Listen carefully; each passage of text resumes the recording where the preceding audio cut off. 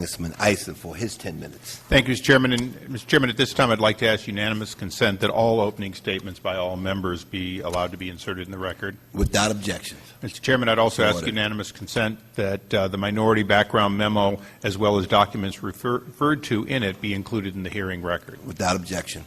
Thank you, Mr. Chairman. Mr. Lewis, in your 35 years, how many acquisitions, including stock trades, would you say you have been involved in, roughly? Including boards you sat on or, were involved in some tangential way? Off the top of my head, 10. Okay. And probably hundreds that you've looked at in your review of other people's competitors' transactions and so on. Isn't it true that it is fairly common to get down the road particularly in a stock transaction, and find that the original anticipated ratio is changed either favorably or not favorably, and it's often written into the contracts that there are certain break points based on a material change in stock trading or other material facts, such as you had in your MAC agreement, right? Yes, that is not uncommon. Okay. So the Fed should not have been surprised that that would be questioned as this very turbulent market continued to have a number of changes in what was going on at B of A and what was going on at Merrill Lynch. I can't. It's hard for me to speak, or I shouldn't and can't. Well, let me just say this: Were you at all surprised that there were day-to-day, week-to-week changes that you had to evaluate and forecast what they really meant over a much longer period during this turbulent time? No, and the way I would characterize it would be that, not speaking for the Fed, but somebody on the outside who was familiar with mergers and acquisitions, had that person known that we had not strongly considered a material adverse change, they would have thought we were asleep at the switch. And as a fiduciary to your corporation, now the combined, but at that time B of A, didn't you have a responsibility to weigh that and, in fact, when in doubt, assert the possibility? In other words, if you had to err, you had to err on the side that you had to look for the material adverse change, not assume it wasn't there. You had to assume that it could be there and you had to look for it. Well, particularly when we saw the acceleration, yes, sir. Okay. So, because I don't want to spend a lot of time on that part of it because I think it's beyond the purview of this committee. But on December 17th, when you called Chairman Bernanke and Secretary Paulson to tell them that you were thinking of exercising the MAC clause, which, again, you had an obligation to at least consider, were you motivated to do so because of your fiduciary obligation to your stockholders? I was, sir. And I'm going to ask a question that perhaps shows too much of my background off the dais, but to the extent that you were borrowing or potentially borrowing money from taxpayer money, was that really, let me put it this way, that was still borrowed money.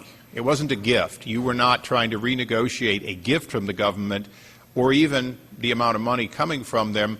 If you had cited and they had said, yes, go ahead and exercise that clause, would the more likely outcome change have been a difference in the purchase price of Merrill Lynch relative to B of A? That is one possibility, but I can't predict the future, obviously. And when you looked at the material adverse clause, and particularly the losses that were building up, did you do so as an officer of a regulated company who, if your capital dropped below a certain point, could be in fact closed by the FDIC? In other words, were you protecting B of A's position that you not take an anchor that could lead to insolvency of your own company? Yes, that was a factor. So we have a combination of what was Merrill really worth relative to what they were getting in B of A stock, and as a regulated entity, the real risk if you did not ensure that B of A's capital base was sufficient. We've recently had the stress test, obviously, sufficient for you to be a going concern. Right. I want to at least make sure I get full disclosure here.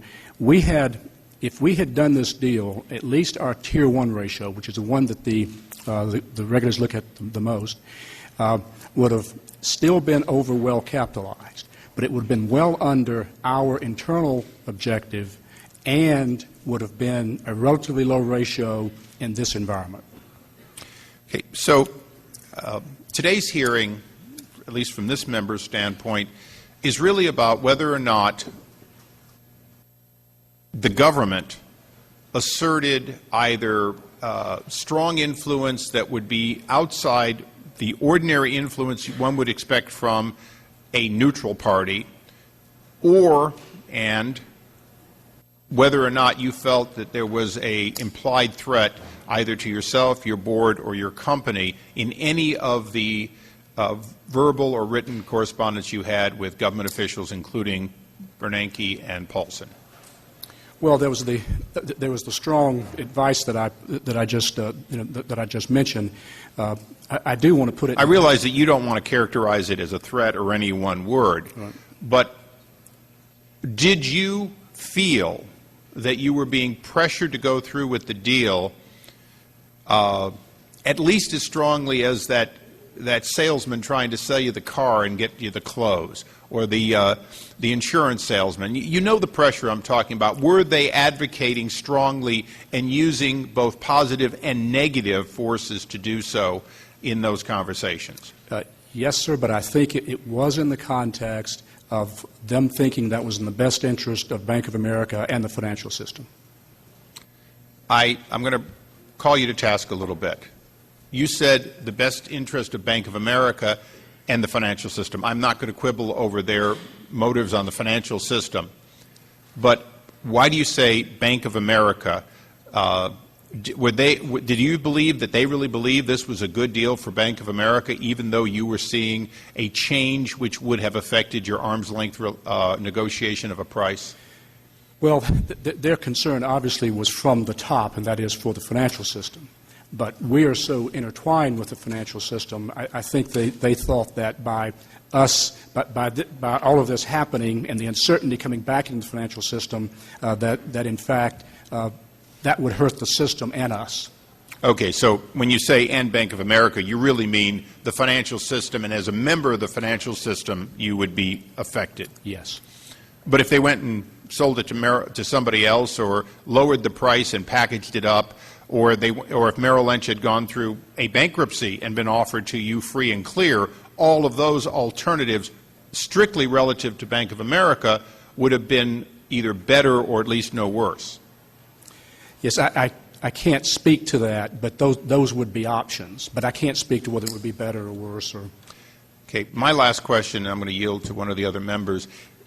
If you did not have the government at the table, and I know that's hypothetical, but if you did not have the government at the table, would you have, A, asserted the clause, and B, either walked away or substantially changed the deal? It didn't happen that way, and so it's hard for me to project what I would have ultimately done, but obviously we were strongly considering it. So it would be somewhere between possible and likely? I don't know how to characterize it. I'll stick to how I described it, I think. Thank you. And your constituent, Mr. McHenry, will you control the balance of my time? Thank you.